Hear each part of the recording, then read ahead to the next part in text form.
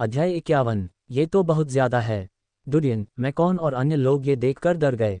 वे अभी भी अचंभे में थे। स्कॉट, जो सबसे आगे दौड़ रहा था, दहाड़ा, भागो आ। डुडियन ने अपनी घबराहट से झटका दिया, तेजी से घूमा और भाग गया। मेसन, शाम और जैच ने भी इसका अनुसरण किया।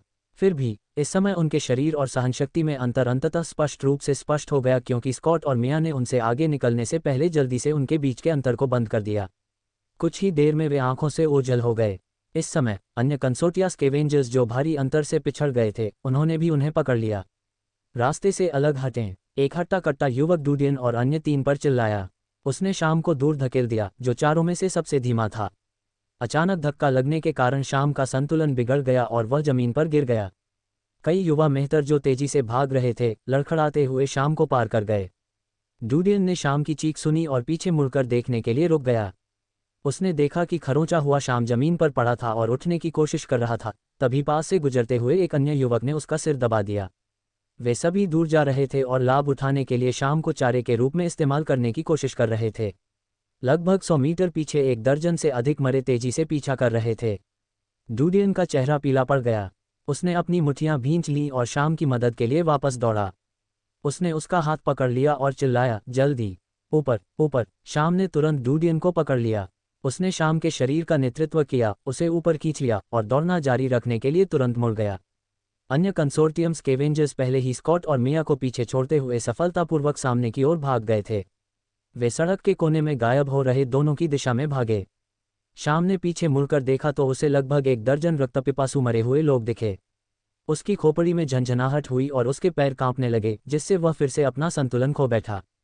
फिर मैकॉन और जैच भी मुड़े और तेजी से शाम के शरीर को सहारा देते हुए उसे तेजी से आगे की ओर खींचते हुए आगे बढ़े। दाईं ओर मुड़े। जैसे ही वे सड़क के कोने पर पहुंचे, डुडियन चिल्लाए।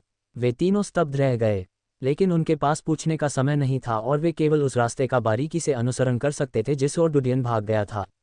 लगभग 10 मीटर के बाद डुडियन रुका और जमीन पर बजरी से पत्थरों के कुछ टुकड़े उठाए। उसने उस दिशा में पत्थर फेंकना शुरू कर दिया जिस दिशा में स्कॉट और मिया पहले गायब हो गए थे। पाउंड पत्थर जमीन पर गिरा, कई बार लुढ़का और आवाज की। तब तक सड़क के कोने से 30 मीटर से अधिक दूर मरे हुए लोगों ने लगभग पकड़ना शुरू कर दिया। जैसे ही वे कोने पर पहुंचे, अधिकांश मरे हुए लोगों ने उस स्थान की ओर भागने का फैसला किया जहां से आवाजें गूंजती थीं। हालांकि एक मरा हुआ व्यक्ति था जो डुडियन और दूसरों के अस्तित्व के बारे में अच्छी तरह से जानता था। वह उनके पीछे भागा और अन्य 2 लाशें उसके पीछे दौड़ीं। डुडियन का चेहरा बदल गया और उसने तेजी से सड़क के दोनों ओर देखा। उसने उनके सामने 10 मीटर से भी अधिक दूरी पर एक गेट देखा। यह एक सामुदायिक द्वार था और यह दरवाज़ा वनस्पति से ढका हुआ था। मेरे साथ आइए। जैसे ही वह दरवाजे के पास आया, उसने जमीन पर कुछ लाशें पड़ी देखीं। सुरक्षा कक्ष का दरवाज़ा काई के कारण बहुत पहले खराब हो चुका था। छोटी सी खुली खिड़की से वह स्पष्ट रूप से देख पा रहा था कि कमरे में एक मानवीय छाया थी। डुडियन ने देखना बंद कर दिया और निकटतम इमारत की ओर चला गया। वह इमारत के अंदर गया और देखा कि दरवाजे के पास एक लाश है और गलियारे में एक और लाश है। डुडियन ने डर को अपने दिल में दबा लिया और शव को रौंदता हुआ अंदर चला गया। मिलने आना। बाकी तीनों ने दरवाजे के पास लाशें देखीं। उनके चेहरे सफ़ेद हो गए, लेकिन उन्होंने डर का मुकाबला किया और उस पर छलांग लगा दी। डुडियन ने देखा कि पिछले पीछा करने वाले के साथ अन्य 2 मरे भी टैग कर रहे थे। डुडियन के चेहरे के भाव बदल गए और उसने तुरंत दरवाज़ा पकड़ लिया। वह इसे बंद करना चाहता था, लेकिन पाया कि दरवाजे का हैंडल लंबे समय से काई से ढका हुआ है। इसे बंद नहीं किया जा सकता था, इसलिए उसने इसे बंद करने का विचार छोड़ दिया और लिफ्ट की ओर इमारत में घुस गया। वैसे भी लिफ्ट का दरवाज़ा आधा खुला हुआ था, जो काई और वनस्पति से ढका हुआ था। लिफ्ट के अंदर कुछ लाशें पड़ी थीं। कुछ मर चुके थे, कुछ सड़ रहे थे। डुडियन तुरंत सीढ़ियों से ऊपर भागा और उसने कहा, ऊपर रहो। मेसन और दूसरा उसके पीछे पीछे चले। जब वह इमारत में दाखिल हुआ तो उसने पहले इमारत की ऊंचाई देखी, जो कम से कम 15 या इतनी मंजिल ऊंची थी। वह सीढ़ियों पर चढ़ गया और सीढ़ियों पर 7 या 8 मृत लाशें देखीं, साथ ही सड़ती हुई मानव हड्डियां भी देखीं। छठी मंजिल तक डुडियन पहले से ही शारीरिक रूप से थक चुका था। मेसन और बाकी 2 की भी हालत ऐसी ही थी। दरअसल चूहों के साथ पिछली लड़ाई के दौरान उन्होंने अपनी सारी शारीरिक शक्ति खत्म कर दी थी। फिर भी वे डर के मारे बेताब होकर भाग रहे थे। इस तरह उन्होंने अपनी शारीरिक सीमाओं को तोड़ दिया। अर्ग अर्ग। अचानक निचली मंजिल से कर्कश दहाड़ने की आवाज़ें गूंज उठीं। डुडियन ने रेलिंग से नीचे देखा और मरे हुए लोगों को सीढ़ियों से ऊपर चढ़ते देखा, लेकिन उनकी चढ़ाई की गति स्पष्ट रूप से धीमी थी। हालांकि जैसे ही डूडियन ने उन्हें देखा, उसके चेहरे के भाव बदसूरत हो गए और वह सीढ़ियां चढ़ता रहा। जल्द ही डूडियन 12वीं मंजिल पर पहुंच गया। उसकी सांस उखड़ गई थी। उसने मरे हुए लोगों की दबी हुई दहाड़ें सुनी और उस आवाज़ से उसने अनुमान लगाया कि उनके बीच 3 मंजिलों का अंतर होना चाहिए। वह ऊपर जाना जारी रखने वाला था, लेकिन शाम ने उसके बगल में एक खुले दरवाजे की ओर इशारा किया। डीन, वह हौंफने लगा। हम छिपने जा रहे हैं। उन्हें दरवाज़ा नहीं खोलना चाहिए। डूडियन ने तुरंत प्रतिक्रिया व्यक्त की। अंदर आना। वह कमरे में प्रवेश करने वाले पहले व्यक्ति थे। मेसन और अन्य तुरंत उसके पीछे चले गए। डूडियन ने दरवाज़ा बंद कर दिया। फर्श ऊंचा होने के कारण वनस्पति और काय इस स्तर तक नहीं फैली थी। कुंडी आसानी से बंद हो गई थी। उसने कमरे पर नज़र डाली। लिविंग रूम बहुत बिखरा हुआ था। वहां जमीन पर एक लाश पड़ी थी। लाश के बगल में एक बच्चा गाड़ी थी जिसमें एक बच्चे की लाश पड़ी थी। डूडियन ने तुरंत निर्देश दिया। सोफ़ा। लिविंग रूम के अंदर सोफ़ा। इसे बंद करने के लिए इसे दरवाजे के पास ले जाएं। सोफ़ा। मेसन और अन्य दो को समझ नहीं आया, लेकिन उन्होंने उस दिशा को देखा जहां डूडियन की उंगलियां इशारा कर रही थीं। वे भागे, सोफ़ा उठाया, उसे दरवाजे के पास ले गए और धीरे से उसे दरवाजे के सामने रख दिया। इस समय जैसे जैसे क्षण बीतते गए, बाहर से आने वाली दहाड़ें और अधिक स्पष्ट होती जा रही थीं। डूडियन ने तुरंत दूसरों को चुप रहने के लिए इशारा किया। सोफे पर खड़े होकर उसने बिल्ली की आंख से दरवाजे की ओर देखा। बिल्ली की आंख के लेंस बहुत गंदे थे। उसने देखा कि दरवाजे के पास कुछ धुंधली आकृतियां दिखाई दे रही हैं। ऐसा लगता है कि तीनों लाशें रेंगती हुई सीढ़ियां चढ़ती जा रही हैं। डूडियन के मन को राहत मिली, लेकिन उसका दिल अभी भी धड़क रहा था। वह खून के प्यासे राक्षसों से थोड़ी सी दूरी पर अलग हो गया था। उसे लगा कि दुनिया पूरी तरह से रुक गई है। उसके कानों में सिर्फ उसकी दिल की धड़कन गूंजती थी। दरवाज़ा अचानक पटक दिया गया। दरवाजे के दूसरी ओर से दहाड़ने की कर्कश आवाज़ें आ रही थीं। ये क्रोध और उग्रता से भरा हुआ था। अध्याय 52। डूडियन डर गया था। उसने दरवाजे को धक्का दिया। दरवाज़ा पुराना और जंग लगा हुआ था। पहले मुक्कों के बाद दरवाजे पर दरारें पड़ गईं। सौभाग्य से दरवाजे के पीछे एक सोफे की बैरिकेडिंग थी, अन्यथा तब तक वह टूट चुकी होती। मेसन और अन्य दो डर गए और धक्का देकर उसे मजबूत करने के लिए जल्दी से सोफे की ओर चले गए। सोफे के अंदर का लकड़ी का फ्रेम काफ़ी समय से सड़ चुका था, इसलिए उन चारों के जोरदार धक्के से वह बीच में ही टूट गया। टकराना। दरवाज़ा टूटा हुआ था और लंगड़ी हथेलियां लापरवाही से अंदर फैली हुई थीं। सौभाग्य से मरे हुए लोगों के शरीर वयस्कों के थे, इसलिए वे डूडियन की तुलना में बहुत लंबे थे। पहली कोशिश में वे उसे पकड़ नहीं सके। डूडियन भूल गया था कि इनमें से अधिकांश सामरियां 300 वर्षों के संक्षारण के बाद बेकार थीं। वह दूसरों पर चिल्लाया, जल्दी खिड़की से नीचे 11वीं मंजिल पर कूदो। मेसन और अन्य दो घबरा गए, लेकिन 3 साल के प्रशिक्षण अनुभव के बाद उन्होंने तुरंत उत्तर दिया, मैं उन्हें धीमा करने में मदद करूंगा, आपको इसके बजाय जाना चाहिए। जाना। डूडियन चिल्लाया। वे अब और बात नहीं करना चाहते थे, इसलिए वे सीधे खिड़की की ओर गए और नीचे देखा। 12 मंजिल की ऊंचाई बहुत ज़्यादा थी, इसलिए उन्हें चक्कर आने लगे। हालांकि इसके अलावा भागने के रास्ते का कोई अन्य विकल्प नहीं था। शाम ने बालकनी के चारों ओर स्कैन किया और दीवार से जुड़ी एक वस्तु देखी। यदि हम उस वस्तु पर कदम रखते हैं और हमें 11वीं मंजिल की बालकनी से नीचे उतरने में सक्षम होना चाहिए। यह एक एयर कंडीशनर आउटडोर इकाई थी। मेसन तीनों में से सबसे साहसी था। हालांकि वह चिंतित था, लेकिन फिर भी कूद गया। टकराना। एयर कंडीशनिंग आउटडोर इकाई उसका वजन सहन नहीं कर सकी। इसने अचानक रास्ता दे दिया। वह डरा हुआ था, लेकिन ऐसी स्थिति के लिए तैयार था। इसीलिए जैसे ही उसके पैर एयर कंडीशनर के बाहरी यूनिट शेल पर पड़े, वह 11वीं मंजिल की बालकनी की ओर कूद गया। एयर कंडीशनर की बाहरी इकाई गिर गई और अन्य एयर कंडीशनिंग बाहरी इकाइयों से टकरा गई, जो इसके ठीक नीचे खड़ी थीं। सभी एयर कंडीशनिंग आउटडोर इकाइयां जमीन पर गिर गईं और तेज आवाज़ें आने लगीं। मेसन ने मुश्किल से बालकनी की बाहरी दीवार पर कुंडी लगाई थी।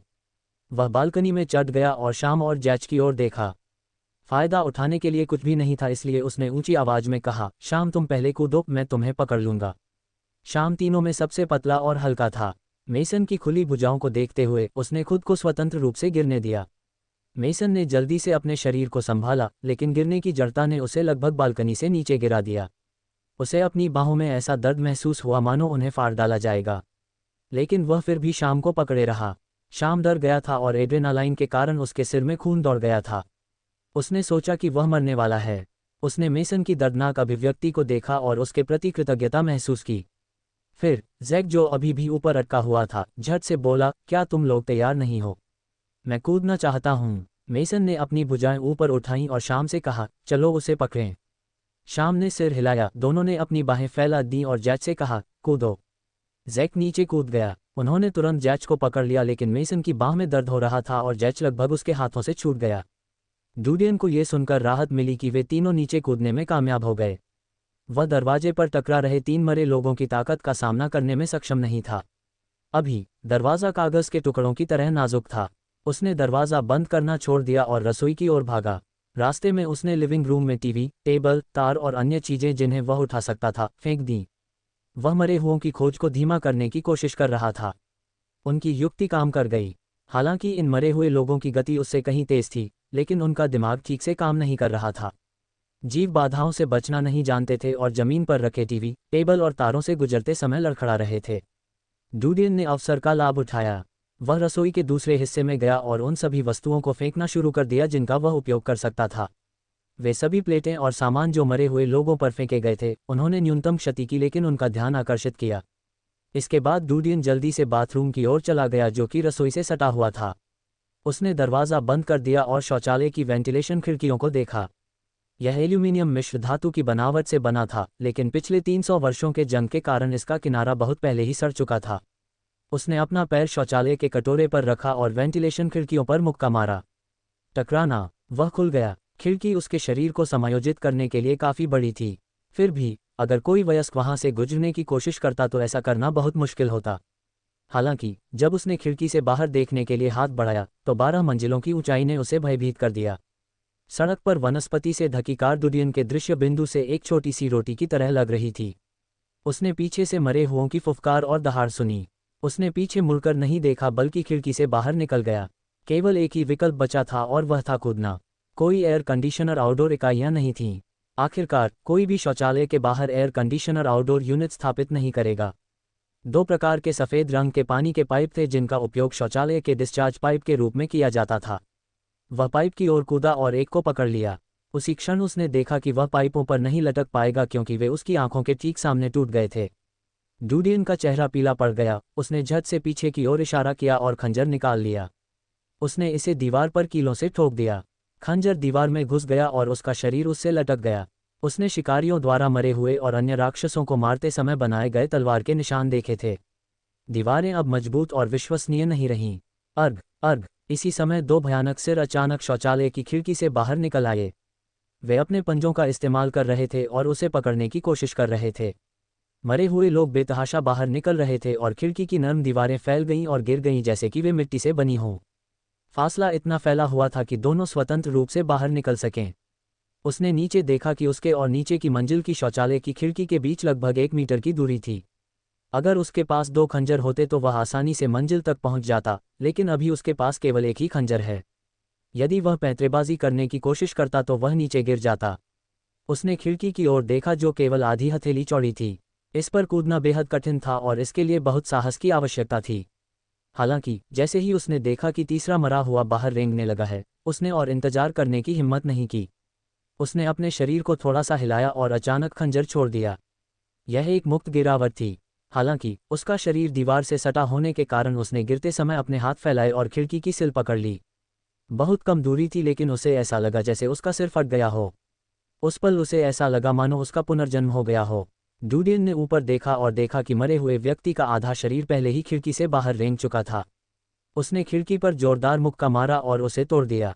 कांच के टूटे टुकड़ों से उसकी मुट्ठी कट गई और खून टपकने लगा। वह जल्दी से ऊपर चढ़ गया और खिड़की से नीचे की ओर छेद कर दिया। जैसे ही वह अंदर गया, उसे महसूस हुआ कि हवा उसके पिछले हिस्से को छू रही है। डूडियन ने जल्दी से नीचे देखा और पाया कि शौचालय की खिड़की से गिरा हुआ एक मरा हुआ बच्चा नीचे जमीन पर गिर गया था। जैसे ही एक व्यक्ति गिर गया था, अन्य 2 मरे हुए लोगों के लिए जगह अचानक पर्याप्त से अधिक हो गई थी। उसने देखा कि एक और व्यक्ति इतनी दूर से उस पर हमला करने की कोशिश कर रहा था और वह भी दूसरे मरे हुए की लाश के पास जमीन पर पटक कर गिर गया। डूडियन चौंका। क्या वे सिर्फ हमला करना जानते हैं? क्या उनमें आत्मरक्षा के प्रति जागरूकता नहीं है? उसने स्कॉट और महिला मरे की लड़ाई के बारे में सोचा जो पहले हुई थी। अचानक उसके मन में एक विचार उभरा। अध्याय 53। डूडियन डर गया था। उसने दरवाजे को धक्का दिया। दरवाज़ा पुराना और जंग लगा हुआ था। पहले मुक्कों के बाद दरवाजे पर दरारें पड़ गईं। सौभाग्य से दरवाजे के पीछे एक सोफे की बैरिकेडिंग थी, अन्यथा तब तक वह टूट चुकी होती। मेसन और अन्य 2 डर गए और धक्का देकर उसे मजबूत करने के लिए जल्दी से सोफे की ओर चले गए। सोफे के अंदर का लकड़ी का फ्रेम काफी समय से सड़ चुका था, इसलिए उन चारों के जोरदार धक्के से वह बीच में ही टूट गया। टकराना। दरवाज़ा टूटा हुआ था और लंगड़ी हथेलियां लापरवाही से अंदर फैली हुई थीं। सौभाग्य से मरे हुए लोगों के शरीर वयस्कों के थे, इसलिए वे डुडियन की तुलना में बहुत लंबे थे। पहली कोशिश में वे उसे पकड़ नहीं सके। डुडियन भूल गया था कि इनमें से अधिकांश सामरियां 300 वर्षों के संक्षारण के बाद बेकार थीं। वह दूसरों पर चिल्लाया, जल्दी खिड़की से नीचे 11वीं मंजिल पर कूदो। मेसन और अन्य दो घबरा गए, लेकिन 3 साल के प्रशिक्षण अनुभव के बाद उन्होंने तुरंत उत्तर दिया, मैं उन्हें धीमा करने में मदद करूंगा, आपको इसके बजाय जाना चाहिए। जाना। डुडियन चिल्लाया। वे अब और बात नहीं करना चाहते थे, इसलिए वे सीधे खिड़की की ओर गए और नीचे देखा। 12 मंजिल की ऊंचाई बहुत ज्यादा थी, इसलिए उन्हें चक्कर आने लगे। हालांकि इसके अलावा भागने के रास्ते का कोई अन्य विकल्प नहीं था। शाम ने बालकनी के चारों ओर स्कैन किया और दीवार से जुड़ी एक वस्तु देखी। यदि हम उस वस्तु पर कदम रखते हैं और हमें 11वीं मंजिल की बालकनी से नीचे उतरने में सक्षम होना चाहिए। यह एक एयर कंडीशनर आउटडोर इकाई थी। मेसन तीनों में से सबसे साहसी था। हालांकि वह चिंतित था, लेकिन फिर भी कूद गया। टकराना। एयर कंडीशनिंग आउटडोर इकाई उसका वजन सहन नहीं कर सकी। इसने अचानक रास्ता दे दिया। वह डरा हुआ था, लेकिन ऐसी स्थिति के लिए तैयार था। इसीलिए जैसे ही उसके पैर एयर कंडीशनर के बाहरी यूनिट शेल पर पड़े, वह 11वीं मंजिल की बालकनी की ओर कूद गया। एयर कंडीशनर की बाहरी इकाई गिर गई और अन्य एयर कंडीशनिंग बाहरी इकाइयों से टकरा गई, जो इसके ठीक नीचे खड़ी थीं। सभी एयर कंडीशनिंग आउटडोर इकाइयां जमीन पर गिर गईं और तेज आवाजें आने लगीं। मेसन ने मुश्किल से बालकनी की बाहरी दीवार पर कुंडी लगाई थी। वह बालकनी में चढ़ गया और शाम और जैच की ओर देखा। फायदा उठाने के लिए कुछ भी नहीं था, इसलिए उसने ऊंची आवाज में कहा, शाम तुम पहले कूदो, मैं तुम्हें पकड़ लूंगा। शाम तीनों में सबसे पतला और हल्का था। मेसन की खुली भुजाओं को देखते हुए उसने खुद को स्वतंत्र रूप से गिरने दिया। मेसन ने जल्दी से अपने शरीर को संभाला, लेकिन गिरने की जड़ता ने उसे लगभग बालकनी से नीचे गिरा दिया। उसे अपनी बाहों में ऐसा दर्द महसूस हुआ मानो उन्हें फाड़ डाला जाएगा। लेकिन वह फिर भी शाम को पकड़े रहा। शाम डर गया था और एड्रेनालाइन के कारण उसके सिर में खून दौड़ गया था। उसने सोचा कि वह मरने वाला है। उसने मेसन की दर्दनाक अभिव्यक्ति को देखा और उसके प्रति कृतज्ञता महसूस की। फिर जैक, जो अभी भी ऊपर अटका हुआ था, झट से बोला, क्या तुम लोग तैयार नहीं हो? मैं कूदना चाहता हूँ। मेसन ने अपनी भुजाएं ऊपर उठाईं और शाम से कहा, चलो उसे पकड़ें। शाम ने सिर हिलाया। दोनों ने अपनी बाहें फैला दीं और जैक से कहा, कूदो। जैक नीचे कूद गया। उन्होंने तुरंत जैक को पकड़ लिया, लेकिन मेसन की बाह में दर्द हो रहा था और जैक लगभग उसके हाथों से छूट गया।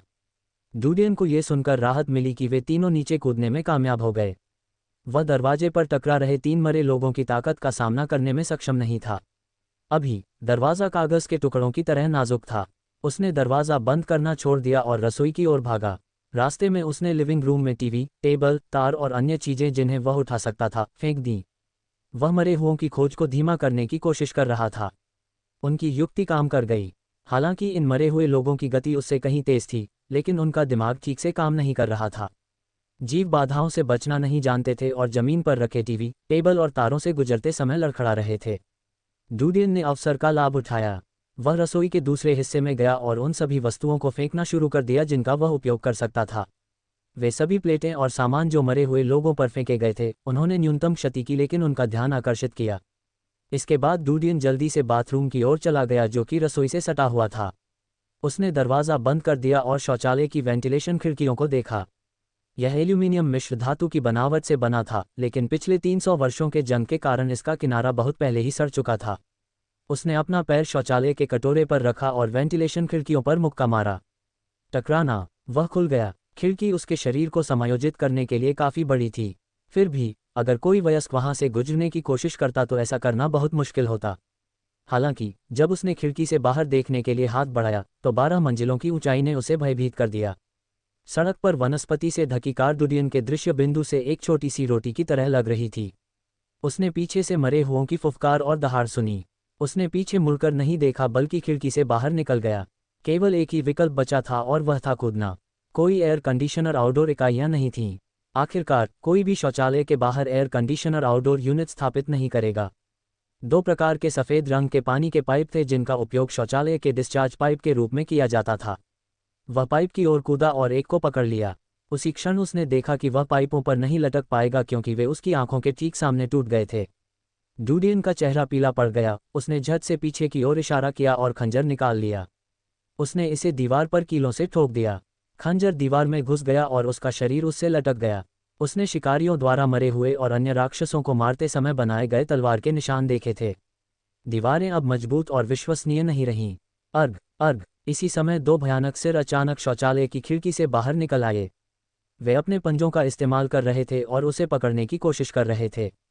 मरे हुए लोग बेतहाशा बाहर निकल रहे थे और खिड़की की नरम दीवारें फैल गईं और गिर गईं जैसे कि वे मिट्टी से बनी हों। फासला इतना फैला हुआ था कि दोनों स्वतंत्र रूप से बाहर निकल सकें। उसने नीचे देखा कि उसके और नीचे की मंजिल की शौचालय की खिड़की के बीच लगभग 1 मीटर की दूरी थी। अगर उसके पास 2 खंजर होते तो वह आसानी से मंजिल तक पहुंच जाता, लेकिन अभी उसके पास केवल एक ही खंजर है। यदि वह पैंतरेबाजी करने की कोशिश करता तो वह नीचे गिर जाता। उसने खिड़की की ओर देखा जो केवल आधी हथेली चौड़ी थी। इस पर कूदना बेहद कठिन था और इसके लिए बहुत साहस की आवश्यकता थी।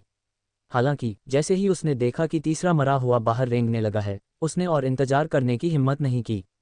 उसने अपने शरीर को थोड़ा सा हिलाया और अचानक खंजर छोड़ दिया।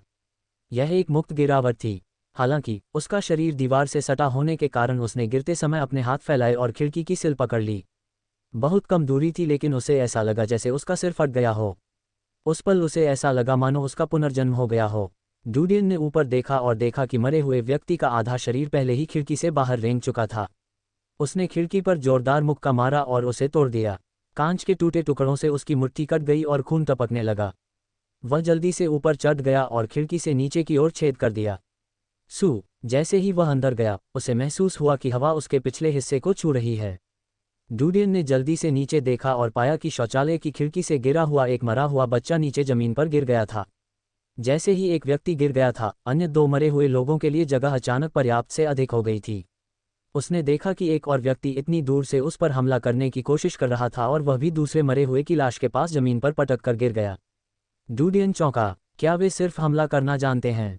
क्या उनमें आत्मरक्षा के प्रति जागरूकता नहीं है? उसने स्कॉट और महिला मरे की लड़ाई के बारे में सोचा जो पहले हुई थी। अचानक उसके मन में एक विचार उभरा। अध्याय 54। वे हमें ढूंढ रहे हैं। शाम ने खौफनाक आंकड़ों को देखा। क्या ये हमारी गंध है? यह असंभव है, हम बहुत दूर हैं। जैसा कि उसने मन में सोचा था, डूडियन ने निराशा के साथ निकट आते मरे लोगों को देखा। उन्हें हमारी उपस्थिति के बारे में पता नहीं होना चाहिए। अगर होता तो वे इतनी धीमी गति से काम नहीं करते। अगर गंध से पता चलता तो स्कॉट के समूह में इतने सारे लोग थे। उन्हें हमसे कहीं अधिक घनी गंध छोड़नी चाहिए थी। ऐसा लगता है कि 1 दर्जन से अधिक मरे हुए लोग होंगे। मेसन ने डूडियन की ओर देखा और जल्दी से पूछा, डीन, अब हमें क्या करना चाहिए? यदि वे इस स्थान को बंद कर देंगे तो उन्हें हमारी उपस्थिति का पता चल जाएगा। घबराएं नहीं, डूडियन ने भौहें चढ़ा दीं। पिछली सभी घटनाओं को याद करते हुए अचानक उसे पहले से उपेक्षित एक मुद्दे का ख्याल आया। उनके पास चेतना नहीं है, इसलिए परिणामस्वरूप वे तर्कसंगत विकल्प नहीं चुन सकते हैं। वे ऊंची इमारत से भी नीचे कूद सकते हैं। उनके पास मौत की अवधारणा नहीं है और उन्हें पता नहीं है कि उनके लिए क्या खतरनाक है। तो वे अपने शिकार की पहचान कैसे करते हैं? पहले, स्कॉट ने उल्लेख किया था कि मरे हुए लोग खून की गंध से आकर्षित होते हैं और उसी के अनुसार ट्रैक करेंगे। यदि ऐसा मामला होता तो मादा मरे द्वारा काटे गए शवों की खूनी गंध सभी मरे हुए लोगों को उस स्थान पर लुभाने के लिए पर्याप्त से अधिक होती। इसके अलावा, अगर वे इतने खून के प्यासे होते और उनमें खून की इतनी लालसा होती तो वे हमला करते और अन्य मरे लोगों के हाथों को काट लेते क्योंकि उनके पंजों पर खून के निशान होते। हालांकि वास्तव में जैसे ही मरे हुए लोगों ने हमें देखा, उन्होंने जमीन पर मौजूद अन्य मरे हुए लोगों को पूरी तरह से नज़रअंदाज करते हुए हमारा पीछा किया। ये साबित करता है कि यद्यपि रक्त हमारे प्रति उनके आकर्षण का एक कारक है, केवल रक्त के अलावा इस मुद्दे में और भी बहुत कुछ है। डूडियन की आंखें चमक उठी मानो उसे आत्मज्ञान प्राप्त हो गया हो। पिछली बार जब मादा ने हारून के कदमों की आवाज़ सुनी तो उसने मैला ढोने वालों को खाना छोड़ दिया और हारून को मारने के लिए दौड़ पड़ी। क्या ऐसा हो सकता है कि ध्वनि एक अन्य कारक है जो उन्हें आकर्षित करती है? डूडियन कटौती से नाखुश थे। वह भौंचक्का रह गया क्योंकि उसे लगा कि मरे हुए लोगों की प्रकृति के बारे में कटौती से एक बहुत ही महत्वपूर्ण तत्व गायब था। जैसे ही उसने पिछली मुठभेड़ों के मरे हुए लोगों के कार्यों का विश्लेषण किया, एक के बाद एक दृश्य उसकी आंखों के सामने दोबारा घूमने लगे। उसे एहसास हुआ कि यह ध्वनि नहीं थी। हालांकि ध्वनि और रक्त उनका ध्यान आकर्षित कर सकते हैं, हालांकि ये वे सबसे महत्वपूर्ण पहलू नहीं हैं जिन पर वे अपने शिकार को ट्रैक करते समय ध्यान में रखते हैं। डूडियन ने अपने विश्लेषण के बाद ये निष्कर्ष निकाला कि वास्तविक कारण ऊष्मा उत्सर्जन था। डूडियन के तर्क के अनुसार यह मुख्य तरीका था कि कैसे मरे हुए लोग अपने शिकार का पता लगाते थे। वे किसी तरह अपने शिकार के शरीर से निकलने वाली गर्मी को समझ सकते थे। संक्षेप में, उनके पास तापीय दृष्टि होनी चाहिए। हालांकि कुछ मरे हुए लोगों की आंखें बाहर निकल आई थीं, इसलिए डुडियन ने अनुमान लगाया कि उनके सिर के भीतर किसी प्रकार का उत्परिवर्तित अंग होना चाहिए जो आसपास की गर्मी को स्वचालित रूप से महसूस कर सकता है। कोई भी गर्म खून वाला जानवर उनके धारणा नेटवर्क में दिखाई देगा। हालांकि डुडियन इस अटकल के बारे में 100% आश्वस्त नहीं हो सकते क्योंकि हाथ में जानकारी सीमित थी। वह खिड़की की ओर चला गया और नीचे मृत लाशों को देखा। उसके मन में एक विचार आया, मेसन, कोई सख्त चीज ढूंढो और उसे कहीं और फेंक दो, ये देखने के लिए कि क्या तुम्हारी आवाज उन मरे हुए लोगों का ध्यान भटका सकती है। जैच, एक टॉर्च जलाओ। वे तीनों आश्चर्यचकित रह गए। हालांकि वे नहीं जानते थे कि उन्हें मशाल की आवश्यकता क्यों है। ध्वनि का उपयोग करके मरे हुए लोगों का ध्यान भटकाने की धारणा एक ठोस विचार थी। मेसन सामग्री खोजने के लिए कमरे में चारों ओर गया। वह शयनकक्ष की दीवार से मिट्टी जैसी ईंटों के कुछ टुकड़े लेकर लौटा। वह रसोई के पीछे चला गया और ईंटों को पास की इमारत की ओर फेंक दिया। जल्दी से आना। ईंटें जमीन पर गिरकर पाउडर में बदल गईं। शांत क्षेत्र में ध्वनि गूंज उठी। मरे हुए लोग ध्वनि से आकर्षित हुए। मेसन नतीजों से उत्साहित था, इसलिए वह मरे हुए लोगों को दूर ले जाने के लिए आगे और आगे ईंटें फेंकता रहा। डुडियन के दिल को राहत मिली क्योंकि उसने खुद देखा कि मरे हुए लोगों को लुभाने के लिए ध्वनि एक प्रभावी उपकरण थी। जैच ने एक छड़ी के ऊपर कपड़े लपेटे थे और मशाल जलाई थी। डुडियन ने तुरंत कहा, मशाल बाहर फेंको। जैच क्षण भर के लिए अचंभित रह गया क्योंकि वह समझ नहीं पाया कि डुडियन ने क्या सोचा था। हालांकि उन्होंने फिर भी डुडियन की बात सुनी और मशाल बुझा दी। वह हवा में लुढ़क गया और जमीन पर गिर गया। आग लगभग बुझ चुकी थी। डुडियन ने देखा कि वह मरा हुआ व्यक्ति उस मशाल को देखने के लिए पीछे मुड़ा जो जमीन पर गिर गई थी। मेसन ने एक और ईंट फेंकी जिसके परिणामस्वरूप भारी शोर हुआ, इसलिए वे फिर से पीछे मुड़े और ध्वनि के स्रोत के पीछे चले गए। जल्द ही वे उस क्षेत्र को छोड़कर उस सड़क पर चले गए जहां ईंट गिरी थी। डुडियन को लगा कि यह अजीब है, क्या उसका अनुमान गलत था? चीज़ों के अच्छे पक्ष पर, कम से कम वे उन्हें अभी के लिए लुभाने में सक्षम थे। लगातार ईंटें फेंकने के कारण मेसन अपनी सीमा पर था। मरे हुए लोग थोड़ी देर के लिए भटकते रहे जहां ईंटें गिरी थीं और अचानक डुडियन सड़क की ओर चलने के लिए वापस मुड़ गए और अन्य 3 स्थित थे। डुडियन और बाकी लोग तब राहत महसूस कर रहे थे जब उन्होंने मरे हुए लोगों को देखा। वे लगभग चिल्लाते हुए शाप देने लगे। आखिर उनके साथ क्या हो रहा था? डुडियन स्तब्ध रह गया। ज़ॉम्बीज़ इस क्षेत्र में क्यों डटे रहे? उसने इधर उधर देखा लेकिन उसके दिमाग में केवल यही बात आई कि वे ही उस क्षेत्र में मौजूद एकमात्र लोग थे। कैसे होगा? शाम ने घूर कर देखा। शाम ने तुरंत कहा, जल्दी करो, पत्थर फेंकना जारी रखो। मेसन ने तुरंत प्रतिक्रिया व्यक्त की। वह दीवार से ईंटें तोड़ने के लिए अंदर भागा और उन्हें फेंकने के लिए वापस आया। जल्द ही क्षेत्र में भटकने वाले मरे लोगों को लालच देकर बाहर निकाल दिया गया। डुडियन खुश नहीं थे क्योंकि मरे हुए लोगों को लुभाने के लिए उन्होंने जिस तरीके का इस्तेमाल किया वह स्थायी समाधान नहीं था। हो सकता है कि समय के साथ वे अन्य क्षेत्रों से और अधिक लोगों को आकर्षित करेंगे जो उनके लिए नुकसानदेह स्थिति का कारण बनेंगे। डुडियन ने अपनी भौहें सिकोड़ लीं। मानव शरीर वास्तव में इन चलती फिरती लाशों को कैसे आकर्षित करता था? अगर यह गर्म है तो क्या ये संभव था कि ये जीव लौ और मानव शरीर के बीच उत्सर्जित गर्मी में अंतर करने में सक्षम थे? डुडियन ने इस बिंदु पर विचार किया। उसके चेहरे के भाव बदल गए। ऐसा लगता था कि उनके शरीर की गर्मी को कम करने के अलावा मरे हुए लोगों का पता लगाने से बचने के लिए कोई अन्य व्यवहार्य तरीका नहीं था। शरीर के तापमान और ताप हस्ताक्षर को कम करने के लिए उन्हें कपड़े उतारने पड़े। हालांकि हवा में परमाणु विकिरण की मात्रा बहुत अधिक थी। यदि वे अपने कपड़े उतार देंगे तो उनके शरीर में विकिरण संदूषण का मान तेजी से बढ़ जाएगा। डुडियन इस मुद्दे पर विचार करने के लिए झुक गए। जब मरे हुए लोग जिले में लौटते थे तो मेसन समय समय पर कुछ ईंटें फेंकता था। उन्होंने अधिक प्रभावी परिणाम देने के लिए थ्रो की लय को नियंत्रित किया। काफी देर के बाद डुडियन ने एक निर्णय लिया और मेसन और अन्य लोगों से पूछा, आप में से कौन इच्छुक है जो मरे हुए शरीर को ले जाने के लिए मेरे साथ चले? ये सुनकर वे तीनों अचंभित और मूर्ख हो गए। उन्हें उठाओ, तुम उनके साथ क्या करने जा रहे हो? 3 शव, डुडियन ने गंभीरता से कहा, मैं उनका विच्छेदन करना चाहता हूँ। मरे हुओं को समझने का सबसे तेज तरीका अंदर से बाहर तक अच्छी तरह से देखना था।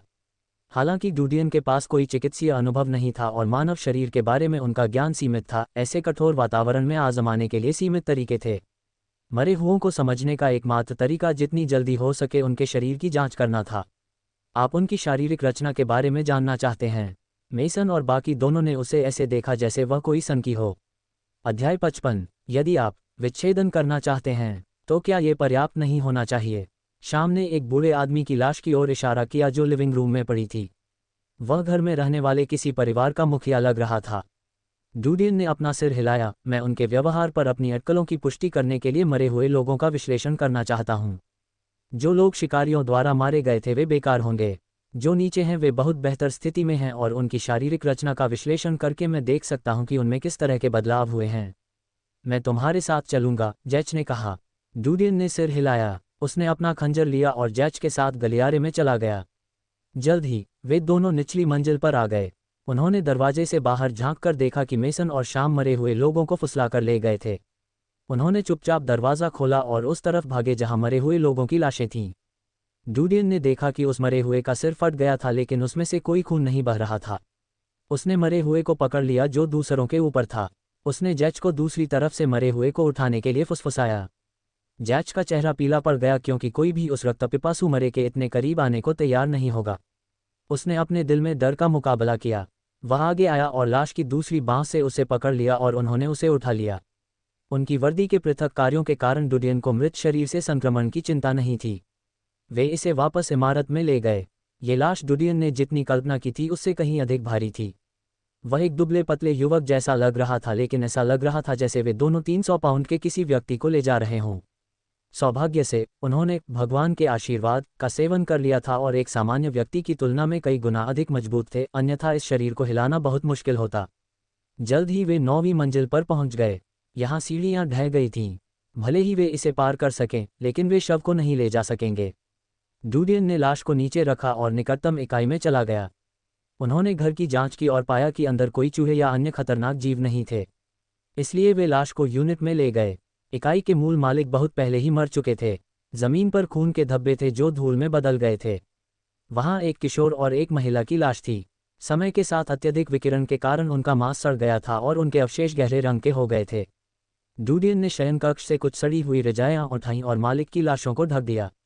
डूडियन और जैक ने लिविंग रूम में बिखरी हुई चीज़ों को साफ किया और एक खुली जगह साफ की। इसी समय मेसन और शाम जो ऊपर थे नीचे आ गए थे क्योंकि उन्होंने देखा कि जैच और डूडियन अपनी मूल मंजिल पर नहीं लौटे थे।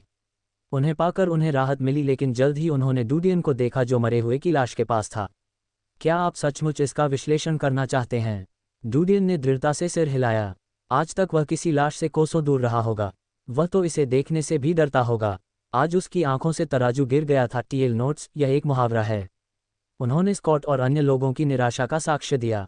उसने देखा था कि कैसे मरे हुए इंसान जीवित इंसानों को काट कर खा जाते हैं। धीरे धीरे उसे एहसास हो गया था कि अगर वह जीवित रहना चाहेगा तो कोई उसकी रक्षा नहीं करेगा। उसके पास एकमात्र सहारा उसके हाथ में खंजर था।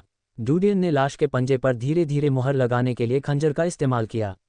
उसने देखा कि पंजे की सतह बेहद सख्त थी। ऐसा लगा मानो ये स्टील का बना हो। ये किस प्रकार का जैविक विकास है? डूडियन आशंकित था। मरे हुए के पैरों में भी पंजे जैसी वृद्धि थी। इसके अलावा उसके दोनों हाथ और पैर काले क्यूटिकल्स की एक परत से ढके हुए थे जो एक भयानक रूप दे रहे थे। डूडियन ने उसकी छाती की ओर देखा। दिल का निशान था। उसने एक गहरी सांस ली और खंजर नीचे घोंप दिया। उसने पेट से लेकर छाती तक छेद किया। कोई खून नहीं निकला। डूडियन ने आह भरते हुए कहा, सच कहूं तो उसे उस दृश्य को देखकर उल्टी हो जाएगी अगर खून निकलेगा। भूरे रंग की त्वचा के नीचे भूरे रंग का मांस और खून था। इसके अलावा अंदर सब कुछ जम गया था, जमा हुआ। डूडियन को लगा कि मरे हुए का शरीर विशेष रूप से ठंडा था। बर्फीली ठंड थी। इसमें कोई आश्चर्य नहीं कि क्षय के कोई लक्षण नहीं थे। हालांकि डूडियन ने शिकारियों द्वारा मारे गए मरे हुए लोगों की लाशें देखी थीं। उन सभी में सड़न के गंभीर लक्षण थे। विशेषकर पहली बार मरे हुए को उसने बाथरूम में देखा था। उसका चेहरा और शरीर पूरी तरह से सड़ चुका था। ये सोचते हुए डूडियन की नज़र उस किशोर के शव पर पड़ी जो अभी भी कमरे में पड़ा हुआ था। वह इसे जांचने के लिए आगे बढ़ा। दूसरे मरे हुए की तरह उसका सिर भी पूरी तरह से नष्ट हो गया था। वह बीच से टूटकर 2 हिस्सों में बंट गया। संभवतः इसे काटने के लिए बहुत तेज और सख्त तलवार का इस्तेमाल किया गया था। लड़के की गर्दन, हाथ, छाती और अन्य हिस्सों में क्षय की अलग अलग डिग्री थी। उसकी त्वचा छाले की तरह सूज गई थी। डूडियन ने धीरे से खंजर से वार किया। ये त्वचा में ऐसे घुस गया मानो टोफू काट रहा हो। गहरा लाल रक्त प्रकट हुआ। इससे निकलने वाली गंध से उसे मिचली आ रही थी। डूडियन ने सोचा, मरने के बाद ये मरे हुए जीव क्यों सड़ जाते हैं और इंसानों जैसी ही गंध छोड़ते हैं? क्या ये लाशें सचमुच जीवित हैं? यदि वह जीवित था तो उसे चेतना क्यों नहीं थी? इसमें मूल प्रवृत्ति का भी अभाव था। डूडियन ने चुपचाप चिंतन किया, फिर उठ गया और मरे हुए व्यक्ति की पिछली लाश के पास लौट आया। उसने अपनी पलकें खोल दीं। इसमें पश्चिमी लोगों की विशेषताएं थीं। पुतलियां हरी थीं। पुतली की गुठली के अंदर असंख्य रेशे थे।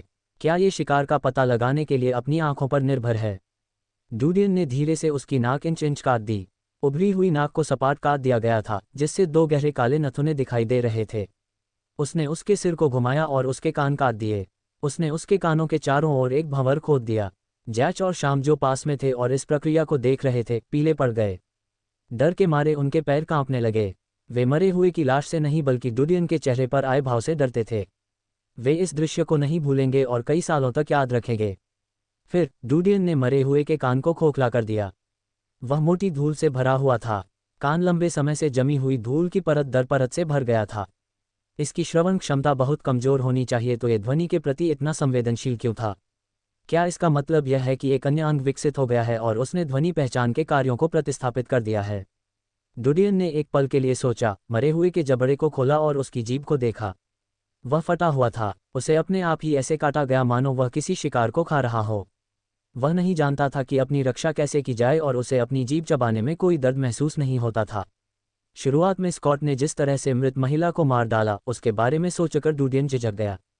उसने उसके सिर में वार किया था और उसे जमीन पर कीलों से ठोक दिया था।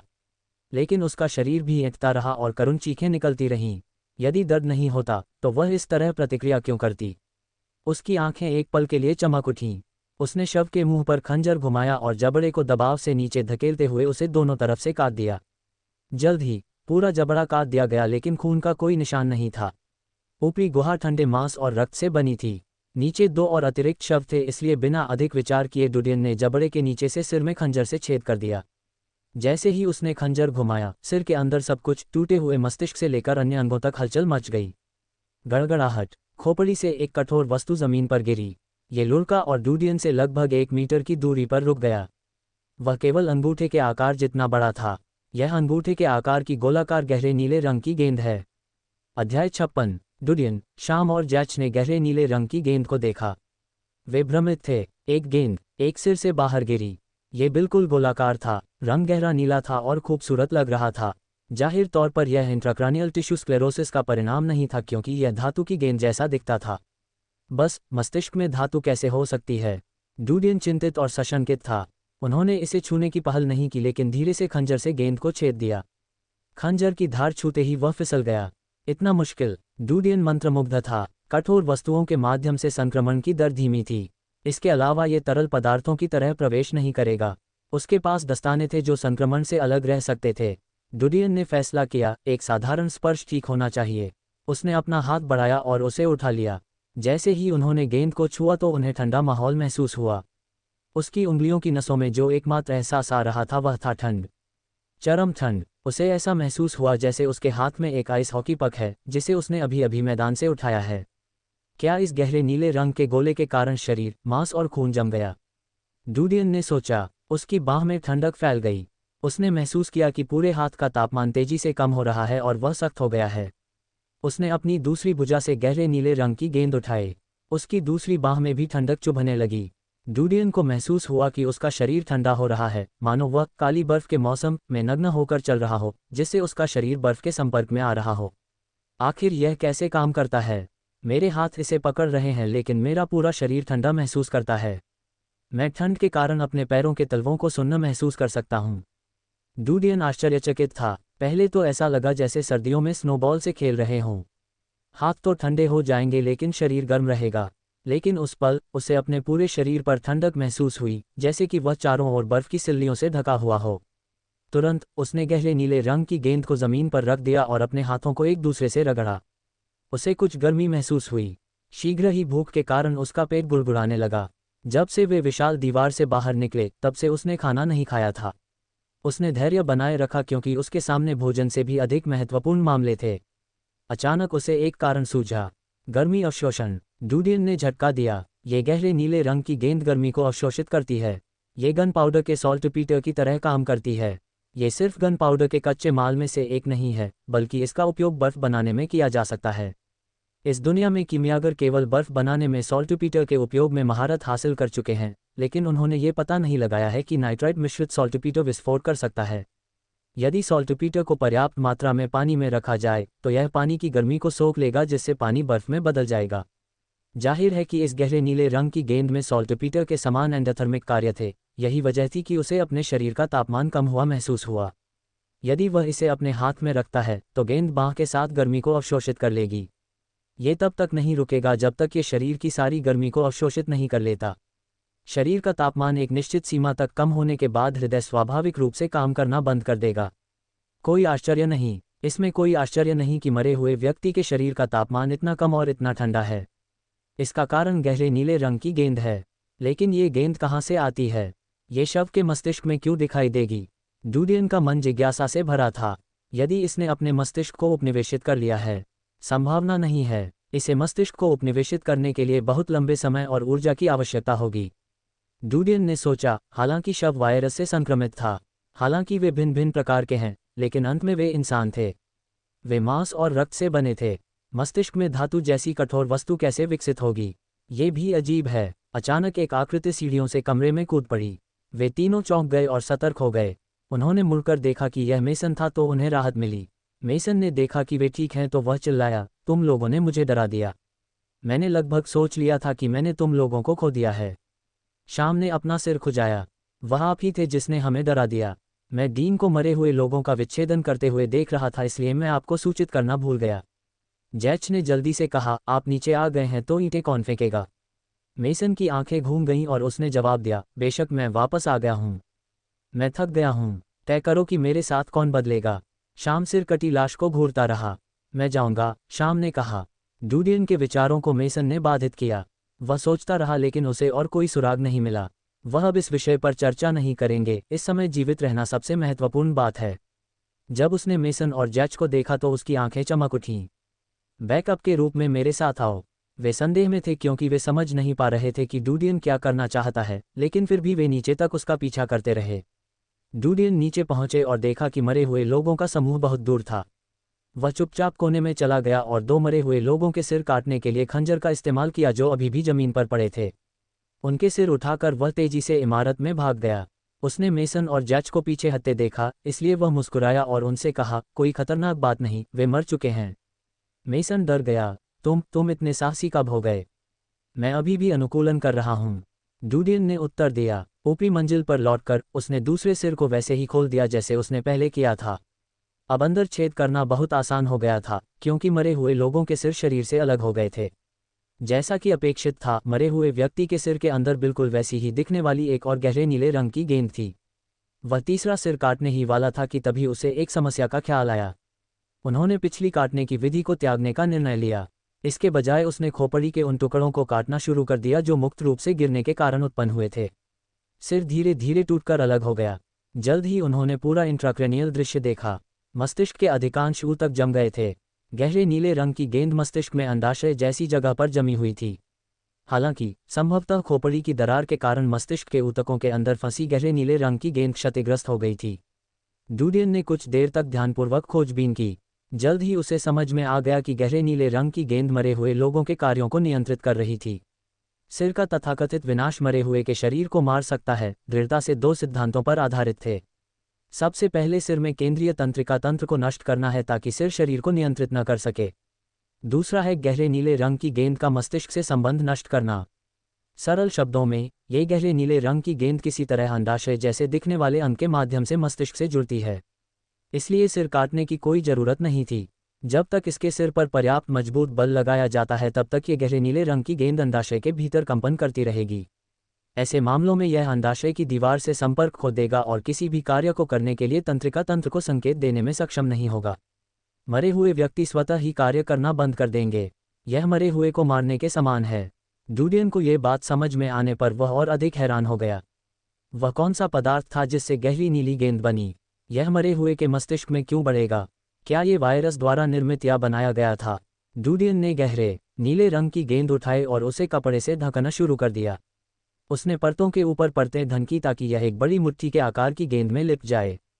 उन्होंने उनमें से 2 को मेसन और जैच को सौंप दिया। ये चीज़ शरीर के तापमान को अवशोषित कर सकती है। ये हमें तापमान कम करने में मदद करेगी। आपको इसे पकड़ने की ज़रूरत नहीं है क्योंकि यह वैसे भी शरीर की गर्मी को अवशोषित करेगा। सबसे अच्छा यह है कि इसे बैकपैक में डाल दिया जाए। मैकॉन और जैच इन लिपटी हुई गेंदों को देखकर आश्चर्यचकित रह गए। मेसन जिज्ञासु, ये क्या हैं? मैं ठीक से नहीं जानता कि ये क्या हैं। हालांकि मरे हुए लोगों को मारने वाले शिकारी इस चीज़ के लिए अपना सिर खोल देंगे। ये बहुत मूल्यवान होना चाहिए, अन्यथा वे सोने जैसी चीज़ों पर आंखें नहीं मूंदेंगे। डूडियन ने कहा। उसने देखा था कि मरे हुए सभी लोगों के सिर खुले हुए थे, लेकिन उसने कभी नहीं सोचा होगा कि शिकारी इस गहरे नीले रंग की गेंद को निकालने के लिए सिर को विभाजित कर देंगे। मेसन भयभीत हो गया। क्या आप निश्चित हैं कि शिकारी इसके लिए मरे हुए लोगों को मार देते हैं? उद्धरण चिन्ह शायद। अध्याय 57। इस चीज़ में गर्मी अवशोषित विशेषताएं हैं। ये साबित करता है कि मेरी पिछली अटकलें सही थीं। ये लाशें इसके द्वारा संचालित और नियंत्रित होती हैं। वे हमारे शरीर के तापमान के अनुरूप होती हैं। यही कारण है कि वे धीरे धीरे यहाँ इकट्ठा होते हैं। वे खून की गंध से अपने शिकार को ट्रैक नहीं करते हैं, बल्कि वे गर्मी को ट्रैक करते हैं। डुडियन उस जानकारी की समीक्षा कर रहे थे जो उन्होंने संकलित की थी। स्कॉट और बाकियों को अधिक मरे हुए लोगों को आकर्षित करना चाहिए क्योंकि उनका समूह हमारी तुलना में अधिक गर्मी पैदा करेगा। इसके अलावा बहुत बड़ी संख्या में मरे हुए लोग हैं और वे शिकारियों द्वारा नज़रअंदाज किए गए बचे हुए अवशेष नहीं हैं। संभवतः ये लाशें अन्य क्षेत्रों से आई थीं। डुडियन ने ऐसे विचारों पर भौहें चढ़ा दीं। उसने स्कॉट के पास मौजूद मानचित्र को याद करने के लिए अपनी आंखें बंद कर लीं। एरिया नंबर 8 के पास एक ग्रे एरिया था जिसे साफ नहीं किया गया था। अन्य रंगीन क्षेत्र भी थे जो अन्य संघों के लिए शिकार के मैदानों को चिन्हित करते थे। अपने विचारों को समाप्त करते हुए डुडियन ने मेसन और जैज से कहा, इससे हमें अपने शरीर के तापमान को कम करने में मदद मिलेगी। जल्द ही हम इन मरे हुओं से छुटकारा पा सकेंगे, क्योंकि वे अब हमें ट्रैक नहीं कर पाएंगे, क्योंकि हमारे पास उनमें से केवल 3 हैं, जिसका मतलब है कि शाम को अभी कोई नहीं मिलेगा। हमें एक और का शिकार करना होगा और गहरे नीले रंग की गेंद को उसके सिर से खोदना होगा। इस तरह हमारे पास हम 4 लोगों के उपयोग के लिए पर्याप्त गहरे नीले रंग की गेंदें होंगी। मेसन घबरा गया। क्या इससे हम वास्तव में उनके द्वारा ट्रैक किए जाने से बच पाएंगे? हम उनका शिकार कैसे कर सकते हैं? वे बहुत ताकतवर हैं, हम उनके प्रतिद्वंद्वी नहीं हैं।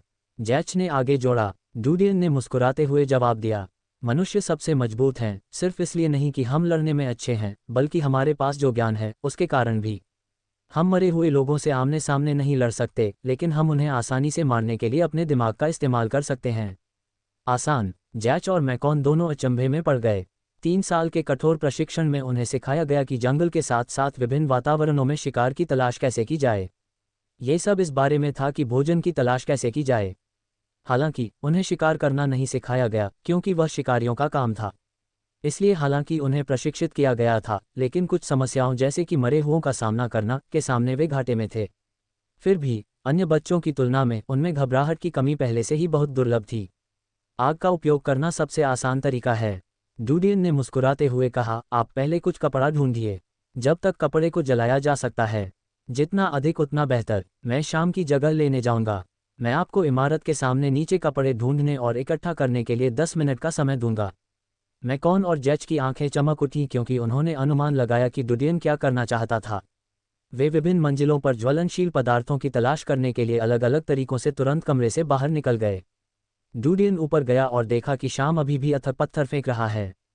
तुम्हें थोड़ी देर आराम करना चाहिए, मैं पत्थर फेंकता रहूंगा, शाम ने उत्तर दिया। नहीं, इस तरह की नौकरियां, जहां किसी दिमागी ताकत की जरूरत नहीं है, हमें करनी चाहिए। इस जगह को छोड़ने के लिए आप ही एकमात्र व्यक्ति हैं जिस पर हम भरोसा कर सकते हैं। डुडियन हंसे। मेसन और जैच सब कुछ कर रहे हैं। सब कुछ तैयार होने के बाद हम जा सकेंगे। हमें केवल पूर्व की ओर जाने वाली हवा की जरूरत है। आपका क्या मतलब है? शाम भ्रमित था। डुडियन ने सिर हिलाकर कहा, कुछ नहीं, मैं तब तक स्वतंत्र हूं जब तक उन्हें वह सब कुछ नहीं मिल जाता जो मैंने मांगा था। तुम्हें ऊपर जाना चाहिए और कुछ पत्थर ले आना चाहिए। इस मंजिल को खाली मत करो। फिर उसने जमीन से एक पत्थर उठा लिया।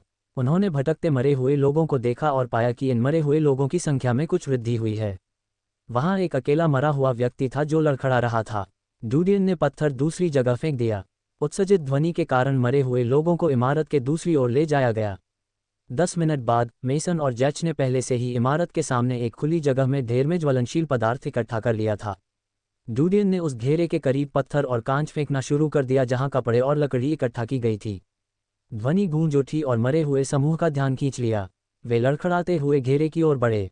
डुडियन के पिछले निर्देशों के कारण मेसन ने मरे हुओं को आते देखकर वैसा ही व्यवहार करना शुरू कर दिया। वह दूसरी मंजिल पर था। उसने मशाल जलाई और उसे घेरे पर फेंक दिया। उसने 5 मशालें जलाईं। उनमें से 4 निकट दूरी के कारण वृत्त पर गिर जाते हैं। देखते ही देखते आग की लपटें पूरे घेरे में फैल गईं। कपड़े और सड़ा हुआ लकड़ी का फर्नीचर एक साथ जल रहे थे और जल्द ही भीषण आग में बदल गए। मरे हुए लोग आग के करीब आए लेकिन सहजता से उससे बच गए। हालांकि वे आग के घेरे के बाहर घूमने लगे। ये दृश्य देखकर डूडियन थोड़ा निराश हो गया। मरे हुए लोगों को आग में आकर्षित करने के लिए उसने कुछ और पत्थर फेंके। हालांकि आवाज उन्हें आकर्षित नहीं कर पा रही थी। डूडियन जल्दी से नीचे भागा और चिल्लाया, उन्हें भस्म कर दो। मेसन, जैच और शाम तुरंत ऐसे मामलों में डूडियन द्वारा तैयार की गई अतिरिक्त योजना को लागू करने के लिए निकल पड़े। ये सरल था, बस मरे हुए को जला दो। योजना इसलिए बनाई गई ताकि मरे हुए व्यक्ति अग्निकुंड के अंदर न जाएं। अब योजना बस काम आएगी। तीनों ने जल्दी से पहले से तैयार की गई चादरें, रजायां और कंबल उठा लिए। उन्होंने उन्हें मरे हुओं पर फेंकना शुरू कर दिया। हालांकि वे इससे प्रभावित नहीं थे लेकिन चादर, रजाई या कंबल में ढके हुए थे। वे अग्निकुंड के चारों ओर घूम रहे थे इसलिए कपड़े आग से जल गए। जल्द ही उनके शरीर जलने लगे। डूडियन को राहत मिली क्योंकि वह चुपचाप देखता रहा। कुछ देर बाद आग बुझ गई। अग्निकुंड के पास करीब 1 दर्जन मरे हुए लोग पड़े हुए थे। कुछ मरे हुए लोग जो नरक से बच गए थे, कुछ 100 मीटर दूर भाग गए और आगे बढ़ते रहे। डूडियन ने तुरंत पत्थर फेंके जिससे वे दूर तक चले गए। फिर उसने चट्टाने फेंकना जारी रखने के लिए शाम को उसकी जगह लेने की अनुमति दी। मेसन, जैच और डूडियन नीचे पहुंचे। वे मरने के करीब जाने के लिए तैयार थे तभी उन्होंने देखा कि उनमें से एक ने उसे थोड़ा सा उठा लिया। उन्हें आश्चर्य हुआ, क्या ज्वाला ने उन्हें जला नहीं दिया। शरीर जल गया है लेकिन गहरे नीले रंग की गेंद अभी भी उन्हें नियंत्रित कर सकती है। डूडियन के चेहरे के भाव बदल गए। उन्होंने मेसन और जैच को अधिक ज्वलनशील कपड़े और लकड़ी फेंकने के लिए कहा ताकि वे उन्हें और अधिक जला सकें। 7 या 8 मिनट बाद मरे हुए लोगों का सावधानीपूर्वक निरीक्षण करने के बाद डूडियन ने उनके शरीर पर पत्थर फेंके। उसे राहत मिली क्योंकि उसने देखा कि मरे हुए लोगों ने पत्थरों पर कोई प्रतिक्रिया नहीं दी। वह मेसन और जैच को अपने साथ ले गया और मरे हुए लोगों की लाशों की ओर चला गया। शाम ने अधिक पत्थर फेंककर मरे हुए लोगों को बहकाया ताकि काम आसान हो जाए। त्वचा को जलने से बचाने के लिए उनके दस्ताने कपड़े में लपेटे गए थे। बाद में उन्होंने सिर काट दिए। कुल 8 सिर थे जिन्हें वापस इमारत में लाया गया। डूडियन ने सिर में छेद किया और देखा कि उसके इंट्राक्रैनियल ऊतक नर्म हो गए थे और लगभग तरल अवस्था में थे। उसकी खोपड़ी में गहरे नीले रंग का गोला पिघल रहा था। वह अंगूठे के आकार से सिकुड़कर सोयाबीन के बराबर हो गया था। गहरे नीले रंग की गेंद तरल में पिघलने के बाद पानी के पारभासी रंग के समान दिखती है। यह उच्च तापमान को सहन नहीं कर सकता है। डूडियन ने भौहें चढ़ा दीं। अल्पविराम, अल्पविराम। अध्याय 58। डूडियन ने तुरंत दूसरा सिर काट दिया। उसने देखा कि गहरे नीले रंग की गेंद के साथ भी यही हुआ था। वह पिघल रहा था। इससे वह भ्रमित हो गया। क्या ये चीजें प्रकृति में ऊष्मा अवशोषित नहीं करतीं? इस समय ये गेंदें उच्च तापमान पर कैसे पिघल रही थीं? क्या शुरुआत करना इसका उद्देश्य नहीं था? वह मन में अनेक शंकाओं से परेशान था। डूडियन ने खोपड़ी के अंदर से उन्हें निकालने के लिए खंजर का इस्तेमाल किया। इंट्राक्रैनियल ऊतक छोड़ने के बाद गहरे नीले रंग की गेंद ने पिघलना बंद कर दिया। डूडियन की नज़र नीले तरल पदार्थ पर पड़ी जो अंदर पिघल गया। समय बीतने के साथ इंट्राक्रैनियल ऊतक का तापमान धीरे धीरे कम हो गया। इस नीले तरल पदार्थ का रंग गाढ़ा हो गया। अगले ही पल डूडियन, मेसन और जैच ने भयानक दृश्य देखा। ये नीले रंग के तरल पदार्थ मानो अपना मन रखते हुए एक गेंद की तरह मुड़ने और पीछे हटने लगे। धीरे धीरे वे एक गहरे नीले रंग की गेंद में संघनित हो गए। डूडियन पूरी तरह से चौंक गया। इस दृश्य ने उन्हें देजा वू का एहसास दिलाया, जैसे जब पानी बर्फ में जम जाता है।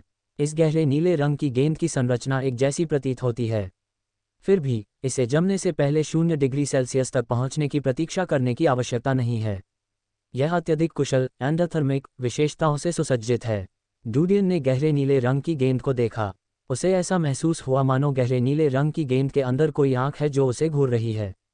इससे उसे एक खौफनाक एहसास हुआ। हालांकि वह नहीं जानता था कि गहरे नीले रंग की गेंद किस प्रकार की सामग्री है और यह मरे हुए के मस्तिष्क में क्यों दिखाई देगी, लेकिन इससे उसे एक बेहद खतरनाक वस्तु का एहसास हुआ।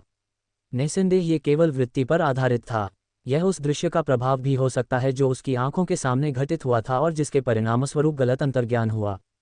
किसी भी स्थिति में डूडियन इस चीज के साथ आगे संपर्क में रहने के लिए अनिच्छुक था। उसने मन में सोचा कि यदि उसकी अपनी कीमिया प्रयोगशाला होती तो वह इस चीज का अध्ययन करना चाहता। इस भयानक वायरस ने उसे ऐसा महसूस कराया कि 300 साल पहले जब वह कोल्ड स्टोरेज में घुसा था तो उससे कुछ छूट गया था। वायरस के गहन अध्ययन के बाद ही उसे इसके बारे में 1-2 बातें पता चल सकती हैं। मेसन ने डूडियन की ओर देखा और फुसफुसाया, डीन, क्या हम इस चीज का उपयोग कर सकते हैं? डूडियन ने उसकी ओर देखा और उत्तर दिया, आप इसका उपयोग कर सकते हैं लेकिन सावधान रहें।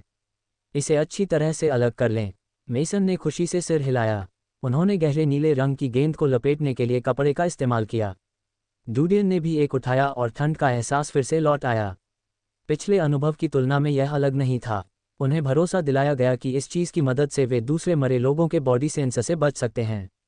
दहन चक्र की व्यवस्था करना जारी रखें। डूडियन ने सभी गेंदें छीन ली और मेसन और जैज से कहा। वे आश्चर्यचकित थे। हमने काफ़ी मरे हुए लोगों को मार डाला है। अब हम उनके चारों ओर घूम सकते हैं। डूडियन ने अपना सिर थोड़ा हिलाया और कहा, शिकारी सोना नहीं उठाते बल्कि इसे खोदते हैं। ये दर्शाता है कि इस सामग्री का मूल्य आभूषणों से अधिक है। जितना अधिक हम शिकार कर सकते हैं उतना ही यह हमारे लिए बेहतर है। यह एक बड़ा भाग्य है। डूडियन की बातों पर दोनों ने प्रतिक्रिया दी। वे परमानंदित थे। जैच ने अपनी जांघ थपथपाए।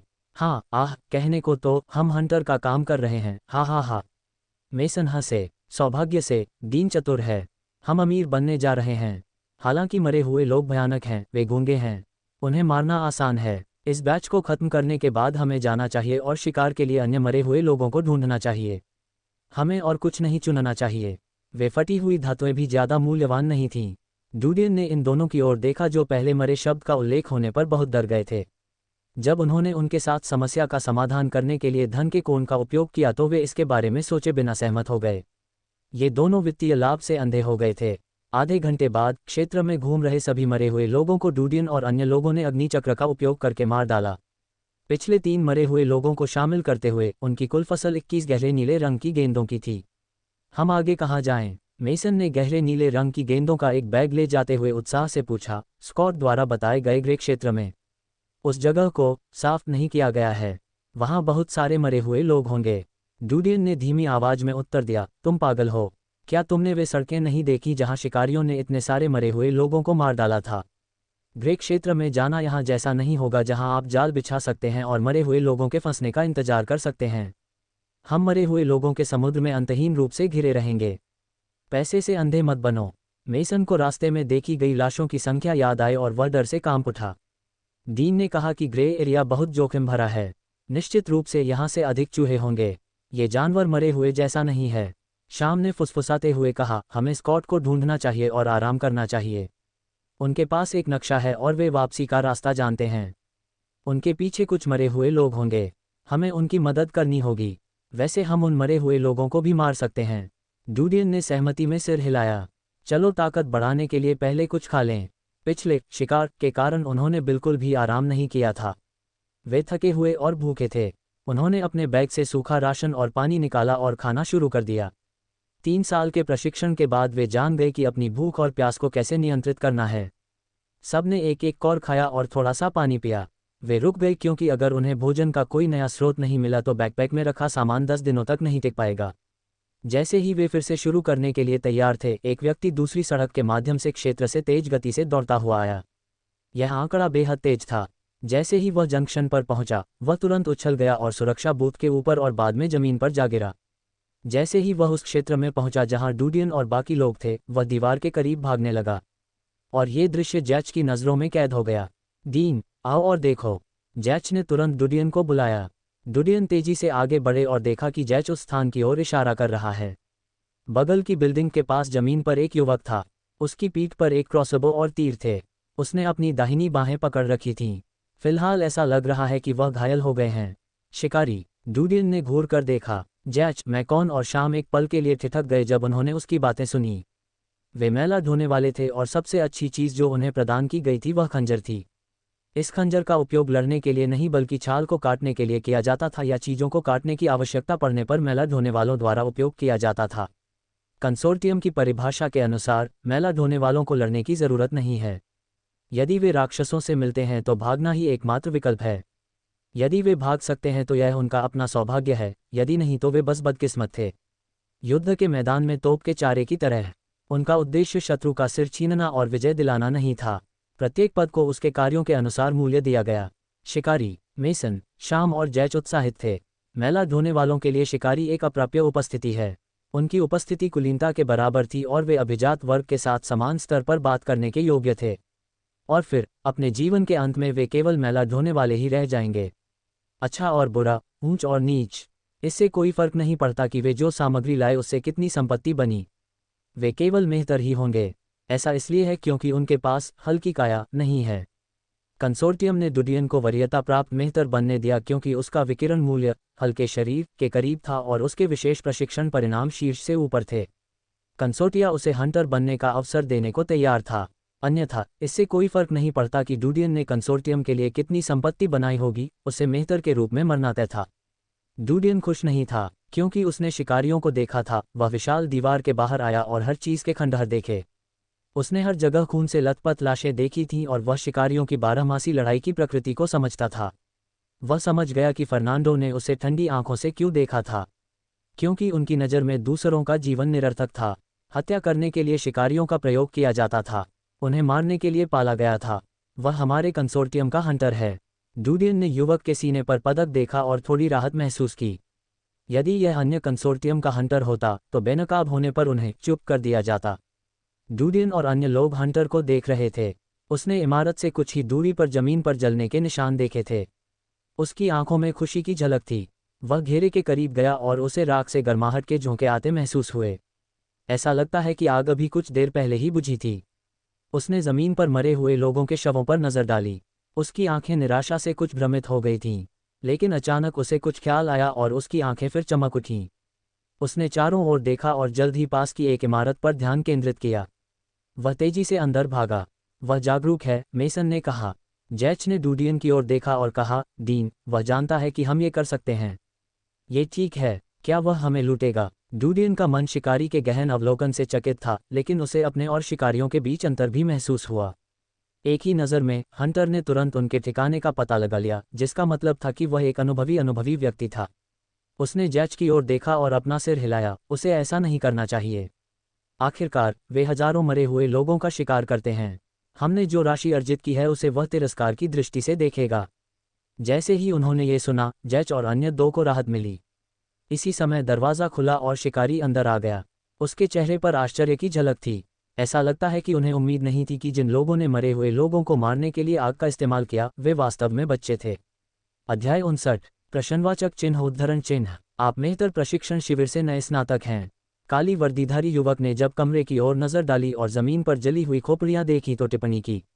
जब उसने फटी हुई खोपड़ियों की शक्ल देखी तो उसने डुडियन और अन्य तीनों को बड़ी दिलचस्पी से देखना शुरू कर दिया। क्या यह आपकी पहली बार है, या क्या आप पिछले कुछ समय से सफाई कर रहे हैं? आप इन लेवल 4 मरे हुए लोगों को मार सकते हैं। इसके अलावा आप जानते हैं कि उनकी खोपड़ी से ठंडे क्रिस्टल कैसे इकट्ठा किए जाते हैं। ये थोड़ा मतलब है। डुडियन उसे घूर रहा था। उसे अपनी खोपड़ी में झुनझुनी महसूस हुई, जैसे कोई शिकारी शिकार को देख रहा हो। उनका दिल बैठ गया जब उन्होंने फुसफुसाते हुए कहा, हम स्केवेंजर्स के सबसे नए बैच से हैं जो कंसोर्टियम में शामिल हुए हैं। मिस्टर हंटर, ऐसा हुआ कि हमें मरे लोगों द्वारा खुद को अपनी मुख्य ताकत से अलग करने के लिए मजबूर किया गया। अनजाने में हमने इस दृष्टिकोण के बारे में सोचा और इन राक्षसों को मारने में सफल रहे। युवाओं का ध्यान डुडियन पर केंद्रित था। वह आसानी से देख पा रहा था कि वह लड़का इस 4 लोगों के समूह का मूल था। उसने मुस्कुराकर कहा, चिंता मत करो, मुझे खुशी है कि कंसोर्टियम आप लोगों जैसे स्मार्ट साथियों को भर्ती करने में सक्षम था। मुझे चोट लगी थी और अब मुझे अपने घाव पर पट्टी बांधने की जरूरत है। एक जगह बनाओ और मेरे लिए कुछ आग लाओ। डुडियन ने अपनी दाहिनी बांह पर नजर डाली, सिर हिलाया और जैक से कहा, जब तक मैं मिस्टर हंटर के लिए कुछ साफ कपड़ा ढूंढता हूं तब तक तुम आग तैयार करो। मेसन, शाम और जैच उत्साहित थे क्योंकि यह पहली बार था कि वे किसी हंटर के इतने करीब थे। डुडियन की बातें सुनते ही वे तुरंत काम में लग गए। ऐसा लग रहा था मानो शिकारी की सहायता करना युद्ध में गौरव प्राप्त करने के समान होगा। हंटर अगले कमरे में प्रवेश करने जा रहा था जब उसने कहा, नहीं, वे चीजें विकिरण और रोगाणुओं से संक्रमित हैं। मैं उन्हें पट्टियों के लिए कैसे उपयोग कर सकता हूं? मेरे बैकपैक में एक प्राथमिक चिकित्सा किट है। आप एक स्मार्ट बच्चे की तरह लगते हैं, मुझे किट ले आओ। शिकारी बैठक कक्ष में जाकर बैठ गया। उसे जमीन पर खोपड़ियों की परवाह नहीं थी। इसके बजाय उसने जगह खाली करने के लिए खोपड़ियों को साफ करने के लिए अपने पैरों का इस्तेमाल किया। उसने बैकपैक नीचे रख दिया और मेसन से कहा, बैकपैक खोलो और अंदर जो जाली है उसे ढूंढो। मैकॉन ने सिर हिलाया और बैकपैक खोलने ही वाला था कि शिकारी ने देखा कि उसके दस्ताने दागदार थे। उसने भौहें चढ़ाईं, कमीने, अपने दस्ताने उतारो। क्या तुम मेरा बैग गंदा करना चाहते हो? मेसन डर गया और उसका चेहरा लाल हो गया। उसने जल्दी से अपने दस्ताने उतारे, बैकपैक खोला और जाली निकाली। मिस्टर हंटर, आपके पास यहाँ कीटाणुनाशक है। आपको सबसे पहले चोट को कीटाणुरहित करने के लिए इसका उपयोग करना चाहिए। क्या आप मुझे पढ़ाने जा रहे हैं? शिकारी ने व्यंग करते हुए कहा, वहाँ एक चाकू और एक बोतल है। क्या आप उन्हें देखते हैं? बोतल शराब है। आपको प्राथमिक चिकित्सा ज्ञान के बारे में सिखाया गया है ना? मेसन ने तुरंत सिर हिलाया और तुरंत शराब की बोतल चाकू पर डाल दी, जबकि जैच ने मशाल जलाई और उसे जला दिया। मेसन ने कहा, मिस्टर हंटर, आपको घाव का खुलासा करना चाहिए ताकि मैं इसे कीटाणुरहित करने के लिए अल्कोहल का उपयोग कर सकूं और फिर इसे हटा सकूं। यह मैं खुद करूंगा। युवक ने दूसरी बोतल छीन ली। उसने अपने अंगूठे का उपयोग किया और टोपी को झटका दिया जैसे ही वह उड़ गई। उसने अपना हाथ ढीला किया और शराब ऊपर से डाल दी।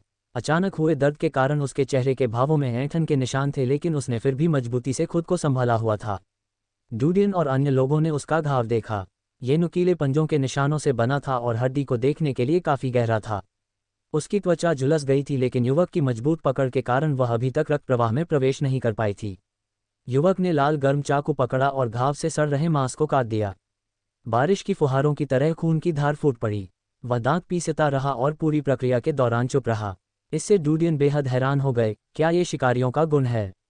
यहाँ तक कि कई युद्ध क्षेत्रों में बपतिस्मा लेने वाले सैनिकों के पास भी इतनी दृढ़ इच्छाशक्ति नहीं होगी, है ना? जैसे ही उसने फटे हुए मांस को हटाया, हंटर ने मेसन को उसकी बांह पर पट्टी बांधने में मदद करने दी। कुछ ही समय में उसका दाहिना हाथ धुंध की परतों में लिपटा हुआ था। युवक ने अपने माथे से पसीना पोंछा। उसने थूका और धीरे धीरे सांस लेते हुए दीवार के सहारे झुक गया। डूडियन ने उसकी ओर देखा और धीरे से पूछा, मिस्टर हंटर, क्या 8वें क्षेत्र को साफ नहीं किया गया है? इतने सारे मरे हुए लोग कैसे हो सकते हैं? क्या वे आसपास के अन्य क्षेत्रों से आए थे? मुझसे सवाल मत करो, युवक ने दुखी स्वर में कहा और धीरे धीरे अपनी आंखें बंद कर लीं। डूडियन चौंक गया और उसने तुरंत अपना मुंह बंद कर लिया। कुछ मिनट बाद युवक ने अपनी आंखें खोलीं। मुझे भूख लगी है। मुझे खाना और पानी दो। उसके बगल में खड़े मेसन ने झिझकते हुए कहा, मिस्टर हंटर, ये हमारा खाना है। अगर आप इसे खाएंगे तो हम। युवक ने मेसन की ओर ठंडी आंखों से देखा और कहा, क्या आप मुझे देना नहीं चाहते? मेसन डरा हुआ था। मेरा मतलब यह नहीं है कि हम ऐसा नहीं करेंगे, लेकिन बस यहाँ मेरा खाना है मिस्टर हंटर। मेसन थोड़ा समझदार नहीं है। कृपया उस पर ध्यान न दें। शाम ने तुरंत हस्तक्षेप किया और अपना बैग उसे दे दिया। युवाओं को देने से पहले उन्होंने सारा सूखा राशन और पानी निकाल लिया। मेसन और जैच के चेहरे थोड़े बदल गए। हालांकि वे हंटर्स की प्रशंसा करते थे, लेकिन जब बात उनके अपने हितों की आती थी तो स्थिति अलग होती थी। उन्होंने डूडियन की ओर देखा, जिन्होंने उनकी ओर सिर हिलाया, जिसका अर्थ था कि उन्हें स्वीकार कर लेना चाहिए। उनका मूड खराब हो गया, लेकिन उन्होंने दर्द दिखाने की हिम्मत नहीं की। युवक ने शाम की ओर देखा। छोटा लड़का, तुम समझदार हो। फिर खाने के लिए जो सूखा राशन थमाया, उसे हड़प लिया। उसने अपना दूसरा हाथ बढ़ाते हुए हकलाते हुए कहा, पानी। शाम ने तुरंत उसे सौंप दिया। उसने पानी पिया और खाली थैला एक तरफ फेंक दिया। वह कुछ देर तक बैठकर आराम करता रहा।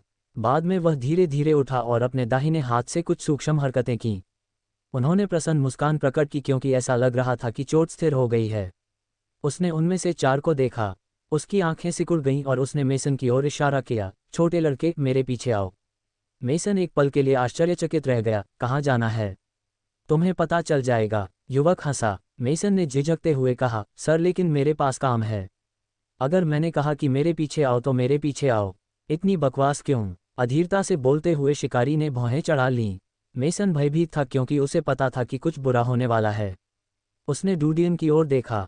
डूडियन ने भी युवाओं के असामान्य अभिनय का आभास महसूस किया और जवाब दिया, मिस्टर हंटर, हमारे मन में आपके प्रति बहुत सम्मान है, लेकिन हमारे अपने कार्य हैं और यदि यह पूरा नहीं हुआ तो हमें कंसोर्टियम द्वारा निष्कासित कर दिया जाएगा। मुझे आशा है कि आप उस स्थिति को समझ सकते हैं जिसमें हम हैं। हालांकि हम आपकी सहायता और सेवा करने के लिए तब तक तैयार हैं जब तक हम आपकी किसी भी सेवा में हो सकते हैं। ठीक है, तो छोटा लड़का बोलने में सक्षम है। मुझे अब आपकी मदद की ज़रूरत है।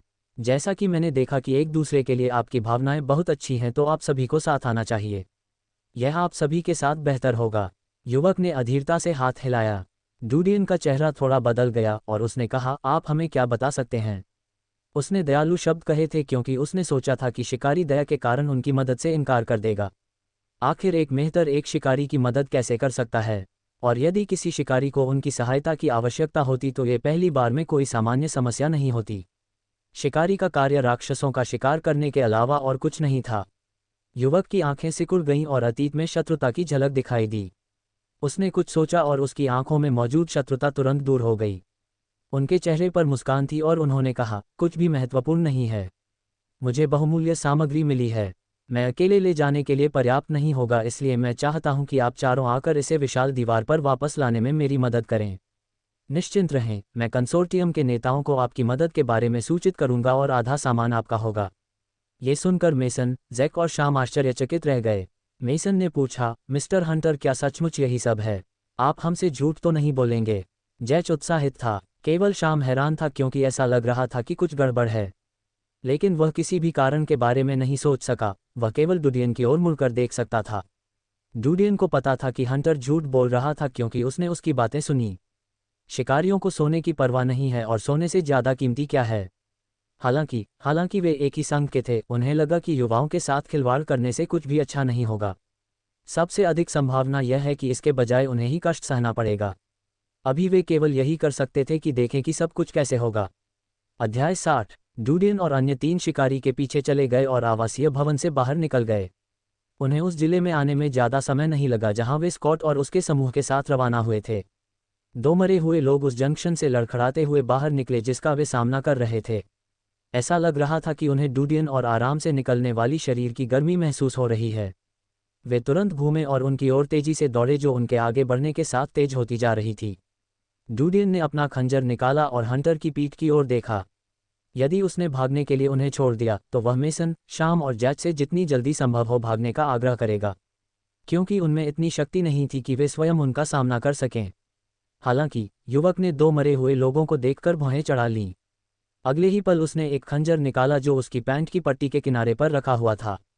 वह मरे हुओं की ओर भागा और कुछ ही सांसों में उनके सामने था। उसका शरीर लड़खड़ा रहा था और ऐसे मुड़ रहा था मानो वह बवंडर हो। कश कश। जैसे ही मरे हुए लोगों के सिर उनके शरीर से कटकर जमीन पर गिरे, 2 ध्वनियां गूंज उठीं। देखते ही डुडियन की पुतलियां सिकुड़ गईं। वह जानता था कि शिकारी का काम राक्षस को खत्म करना था, लेकिन उसे उम्मीद नहीं थी कि उनके पास इतनी ताकत होगी। यह एक तरफा कत्लेआम था। युवक ने खंजर से खून निकालकर उसे वापस अपनी जगह पर रख दिया। उसने डुडियन और बाकी तीनों की ओर देखा। उनके चेहरे पर एक फीकी मुस्कान थी और उन्होंने उन्हें बने रहने के लिए हाथ हिलाया। डुडियन और अन्य 3 ने तुरंत उसे पकड़ लिया। डुडियन ने देखा कि शिकारी की बेल्ट पर कटार इतना तेज था कि उसकी तुलना में उनके खंजर को बटर नाइफ कहा जाना चाहिए। उन्होंने अनुमान लगाया कि शिकारी का ब्लेड बेहतर स्टील से बना था। दूसरी ओर कुछ दर्जन मरे लोगों की गर्दनें काटने के बाद उसका खंजर लगभग बेकार हो गया था। अधिकांश ब्लेड अब केवल नंगी धातु थे। केवल खंजर की मूठ के पास की जगह ही इतनी तेज थी कि कुछ भी काटा जा सकता था। बात उनके दिमाग में है। डुडियन क्रिस्टल इकट्ठा करने के लिए झुकना ही चाहता था कि तभी युवाओं ने उसे देखा और हल्के से चिल्लाया, समय में देरी मत करो, जल्दी करो। डुडियन ने थोड़ी नाराजगी जताई, लेकिन फिर भी गहरे नीले रंग की गेंदों को इकट्ठा करना छोड़ दिया। हालांकि उसने अपने दिमाग में सिरों का स्थान तय कर लिया ताकि अगर उसे मौका मिले तो वह उन्हें लेने के लिए वापस आ सके। आखिर शिकारियों की नज़र में यह चीज़ ज़्यादा नहीं थी, लेकिन उनके लिए यह बड़े सौभाग्य की बात थी। जैसे जैसे वे आगे बढ़े, उन्हें और अधिक बिखरे हुए मरे हुए लोग मिले, लेकिन शिकारी ने डुडियन और अन्य तीनों को कार्रवाई नहीं करने दी। प्रत्येक मुठभेड़ में उसने मरे हुए लोगों का सिर काटने की पहल की। वह मरे हुए लोगों की तुलना में बहुत तेज था और जाहिर तौर पर उसका करीबी युद्ध कौशल शीर्ष पर था। उनका कौशल इतना अच्छा था कि मरे हुए लोगों को उनके शरीर को छूने का मौका नहीं मिला, उन्हें चोट पहुंचाना तो दूर की बात थी। डुडियन ने चुपचाप पीछा किया, शिकारी की हरकत को देखा और उसका अध्ययन किया। इस युग में जहां ठंडे हथियारों का उपयोग किया जाता था, युद्ध प्रथाओं की तकनीकों और परंपराओं को परिपूर्ण किया गया है। डुडियन शिकारी द्वारा दिखाई गई मार्शल आर्ट से मंत्रमुग्ध हो गया। उसने चाकू का इस्तेमाल इतनी अच्छी तरह से किया जैसे कि वह घास के मैदान को दराती से काट रहा हो। उसकी हरकतें साफ सुथरी और उत्तम थीं। हाथ में चोट लगने के बावजूद उन पर कोई असर नहीं हुआ। क्या ये जीवन और मृत्यु की उन स्थितियों का परिणाम है जिनसे वह गुजरा है?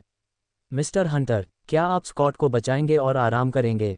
उन्हें यहाँ से ज़्यादा दूर नहीं होना चाहिए, मेसन ने बहादुरी से पूछा। रास्ते में युवाओं ने उन्हें मरे हुओं से बचाया था, अतः उन्हें यह आभास हो गया था कि शिकारी का स्वभाव बुरा नहीं है। धीरे धीरे उनके दिलों में उनकी अच्छी छाप फूट पड़ी थी। उनके पिछले कार्यों को लंबे समय से स्वचालित रूप से नज़रअंदाज कर दिया गया था। शिकारी ने उत्तर दिया, तुम्हें क्या लगता है मैं कौन हूँ? क्या तुम्हें लगता है कि मैं किसी स्वास्थ्य देखभाल संगठन के लिए काम करता हूँ?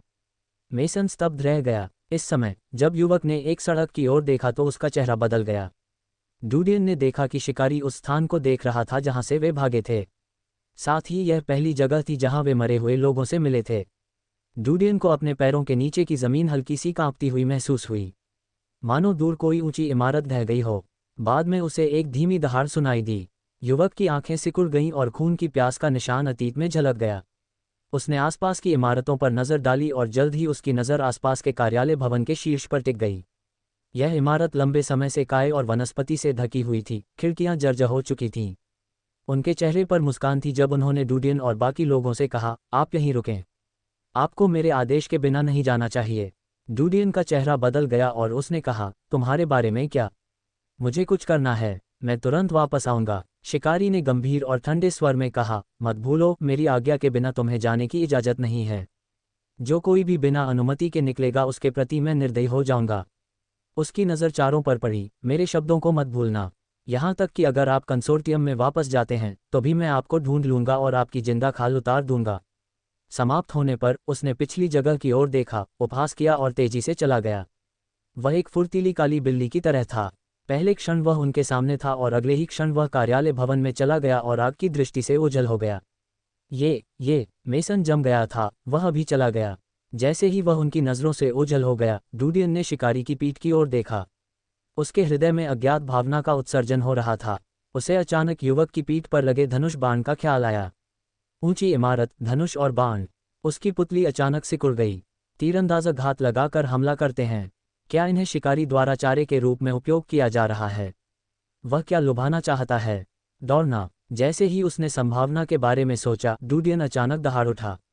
वह समय का लाभ उठाते हुए तेजी से दूसरे कार्यालय भवन की ओर भागा, जबकि शिकारी को भवन के शीर्ष तक पहुंचने में समय लगता। उन्हें यथाशीघ्र इस स्थान से भाग जाना चाहिए, अन्यथा शिकारी मौके पर ही गोली मार देंगे। वह इतना आश्वस्त नहीं था कि किसी मरे हुए हमले की स्थिति में शिकारी उन्हें गोली नहीं मारेगा। मेसन, शाम और जैच स्तब्ध और हैरान थे। उन्होंने लंबे समय तक उस पर भरोसा किया था, इसलिए उनके शरीर अवचेतन रूप से डूडियन के पीछे चले गए।